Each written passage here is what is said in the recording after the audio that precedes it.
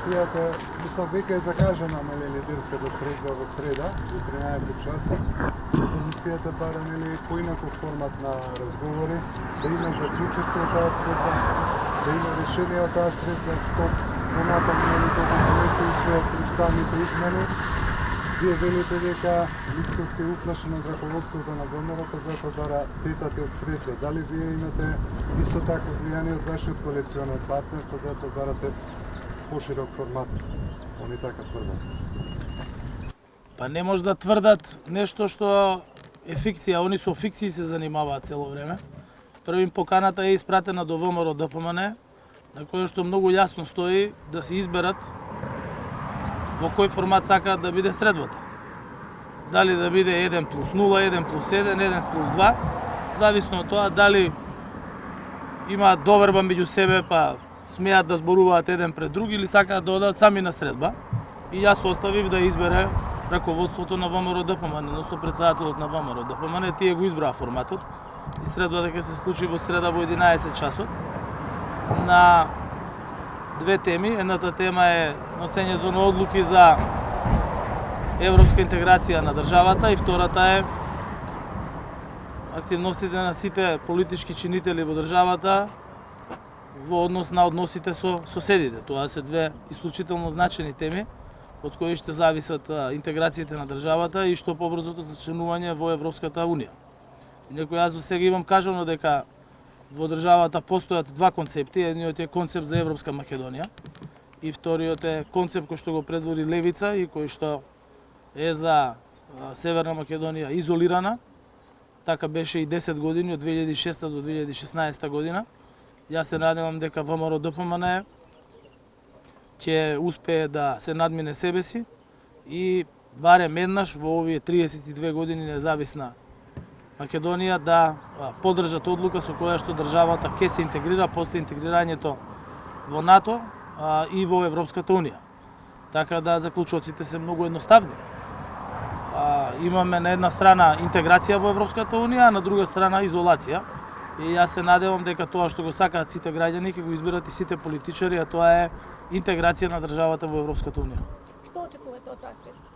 Јас очекувам да поразговараме отворено за сите аспекти на овие две теми и бидејќи се значени теми и се надевам дека ќе дојдеме до заеднички јазик за тоа на кој начин треба да продолжиме кон интеграција во Европската Унија, бидејќи кажам, воспротивно е изолација која што ја гледаат сите граѓани во државата. Опозицијата тврдо инсистира дека не може да ги прифати овие уставни измени и дека вие не можете да обезбедите двотретинско мнозинство. Што понатаму ќе се случува? Дали има избори? Избори ќе има во редовниот термин, прво претседателски избори, потоа парламентарни избори. Постапката за уставни измени е многу јасна. Иницијативата од работната група е доставена до Министерството за правда, тие ќе ја достават до владата ќе ја разгледа и потоа ќе ја достави до собранието, каде што потоа се отвара процедура на комисија за уставни прашања, потоа пленарна седница и изразувам уште еднаш надеж дека сите пратеници ќе бидат на ниво на задачата да ги застапуваат интересите на граѓаните, а врвен интерес на граѓаните е интеграција во Европската Унија. Бидејќи тоа се гледа секојдневно и низ сите изминати 30 години, нашите граѓани сакаат да живеат во Европска Унија. Вие гледате дека порано беше незамисливо наши граѓани да одат да работат во Словачка, во Чешка, во Полска, во Романија, што денес е реалност, а тоа е само затоа што овие држави стана земји членки на Европската Унија и имаат повисок животен стандард. Бидејќи интеграцијата во Европската Унија значи и работа на заедничкиот пазар на Европската Унија, од половина милијарда луѓе, колку што е голем тој пазар, најбогатиот пазар во светот и навистина кога сега постои отворен прозорец за влез во Европската Унија, тој треба да се искористи. Ви благодарам. Докаде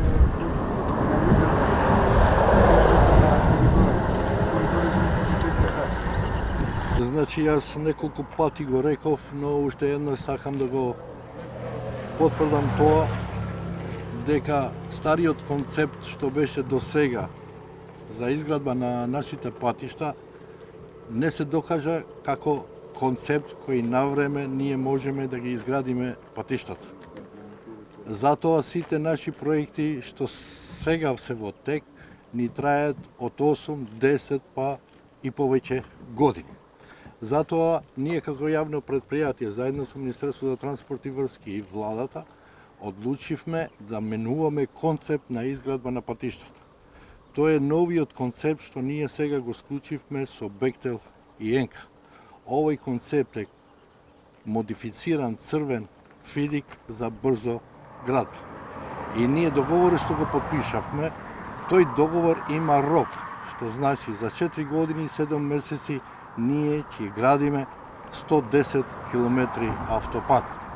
Во овој договор и со овој модел, нов концепт на градба на патиштата, паралелно се одвиваат повеќе акции. Тоест, прво, ние веќе почнавме со геомеаничките испитувања, се одвива и спремање на елаборати за експроприација, се мобилизираме и веќе почнуваме со проектирање и со мобилизирање на целокупната механизација за градба. Значи, сите овие акции паралелно се одвиваат и ние тврдиме и гарантираме дека за 4 години и 7 месеци ќе ги имаме изградени 110 км автопат.